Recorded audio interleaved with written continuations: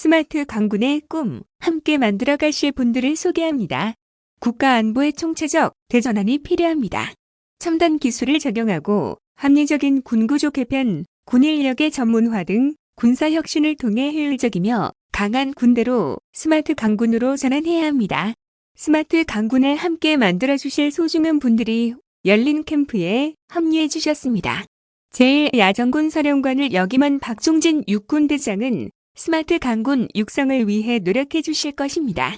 초대 지상작전사령관으로 3호 주할 2호 피랩사건 당시 합동참모본부 해외파병과장으로서 아덴만 여명 작전을 기획, 지휘했던 김은용 육군대장이 함께 하십니다.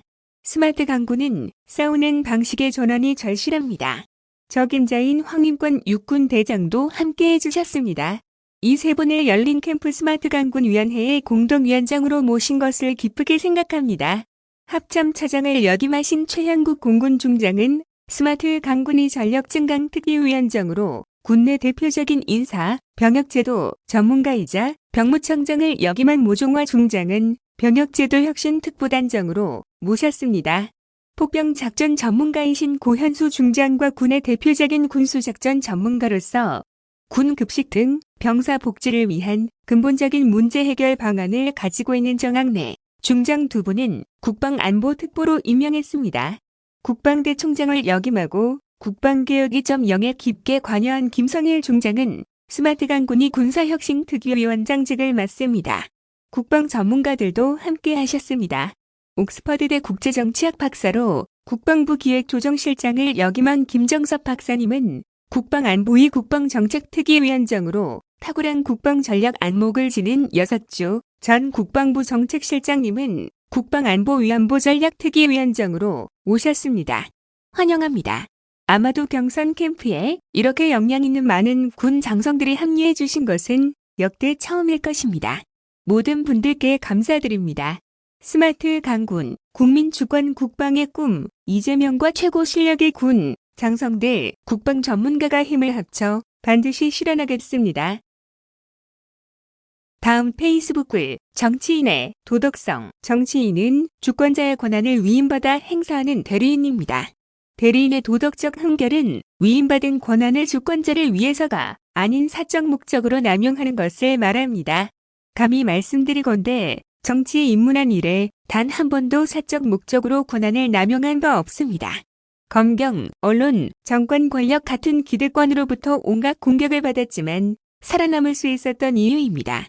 1989년 2월 제가 성남에서 인권 변호사 활동을 시작하며 경찰, 검찰, 기득권과 부딪히기 시작했고 그들은 저의 정치 생명과 생계수단까지 끊어놓기 위해 잔인하고 집요한 온갖 시도를 자행했습니다. 감히 말씀드리건대 어떤 탄압에도 살아남기 위해 부패지옥, 청렴영생을 외치며 한 점 부끄러움이 없도록 처신했습니다. 셋째 형님이 제게 감정을 갖게 된 것도 성남시정에 절대 관여 못하게 완전히 봉쇄했기 때문입니다. 방치했으면 아마 형님도 저도 정치 검경의 먹이가 되었겠지요. 토건마피아들과 파크뷰티케 분양 용도 변경 저지, 전쟁을 했다가 방송 PD의 검사 사칭을 도와주었다는 해괴한 전과가 생겼고 공공병원 설립운동 나섰다가 특수공무집행 방해로 수배되었고 청소 노동자들에게 가로청소 위탁했다고 종북의 자금줄로 몰려 서울지검에 공개 소환됐습니다. 남들은 선거명함을 지하철역 구내에서 줘도 선관위 경고감이었지만 지하철에 연결된 지하 횡단보도 입구에서 명함 준 저는 정식 기소로 벌금 50만 원 전과자가 되었습니다. 아무 말 안 한 것도 허위사실 공표라 기소당하고 형님의 정신질환 증거는 빼돌려 숨기고는 정신질환 없는 형님을 강제 입원시키려 했다며 직권남용죄로 기소당했습니다. 무죄를 받는데 엄청난 변호사비가 들었고 오랫동안 수많은 사람들이 고통받았습니다. 아마 제게 단 한 톨의 먼지나 단돈 1원의 부정부패라도 있었다면 결코 살아남지 못했을 것입니다. 없는 죄도 만들고 있는 죄도 덮는 무소불위. 대한민국 정치검사들이 이재명에게 없는 죄 만들려고 엉뚱한 사람에게 없는 죄 만들어 씌운 이재명 먼지떨이 표적 수사만 봐도 알 수 있습니다. 다시 강조하지만 대리인은 정치인의 도덕성은 주권자에게 위임받은 권한을 비리나 부정부패처럼 사적 목적으로 남용했느냐로 판단됩니다. 앞으로도 주권자를 두려워할 줄 알며 대리인으로서 본분을 잊지 않고 청렴한 정치를 해나갈 것을 약속드립니다. 다음 페이스북 글, 기후위기가 정치적 마타도어로 악용돼선 안 됩니다. 6번째 생물 대멸종은 더 이상 영화 속 상상이 아닙니다. 세계 석학들도 기후위기를 방치하면 대멸종이 곧 현실화된다고 끊임없이 경고해왔습니다. 산업혁명 이래로 300여 년간 우리가 태운 화석연료가 주 원인입니다. 저는 기후위기 심각성을 고려해 전환성장의 첫 번째 공약으로 그린 강국 코리아 에너지대 전환 정책을 제시했습니다. 세계 10위권 온실가스 배출국인 우리나라가 전 지구적 위기를 주도적으로 극복해 기회로 전환하자는 의지였습니다. 제가 약속드린 에너지 고속도로를 민영화로 비약하는 분들이 계십니다. 오해한 분들도 계시지만 의도적으로 왜곡하는 세력도 있습니다. 지구적 과제를 정치적 마타도어로 악용하는 이들에게 깊은 유감을 표합니다. 에너지 고속도로는 기존 화석연료 중심의 중앙 집중형 에너지 체계를 재생에너지 기반의 지역 분산형 체계로 체질을 바꾸는 정책입니다.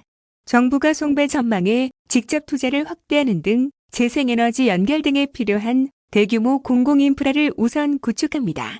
민간 투자는 재생에너지 생산과 설비, 판매, 유지관리, 지능형 전력망 등 사업에서 약 40조 원가량이 유치될 것으로 내다보고 있습니다. 2030년까지 연평균 20기가와트 규모 재생에너지 확대가 정책 목표입니다.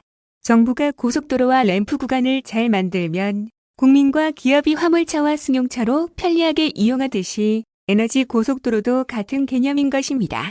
이재명 정부에서 에너지 공공성은 견고하게 유지될 것입니다. 일각에서 주장하는 에너지 공기업 민영화는 사실도 아니고 고려 대상도 아닙니다. 2017년 대선 준비 과정에서도 같은 약속을 드렸습니다. 에너지 공기업 민영화는 단기적으로는 효율적으로 보이지만 장기적으로는 국민 부담 증가와 고용 불안을 가중시킬 공산이 큽니다. 제가 일관되게 반대해왔던 것입니다.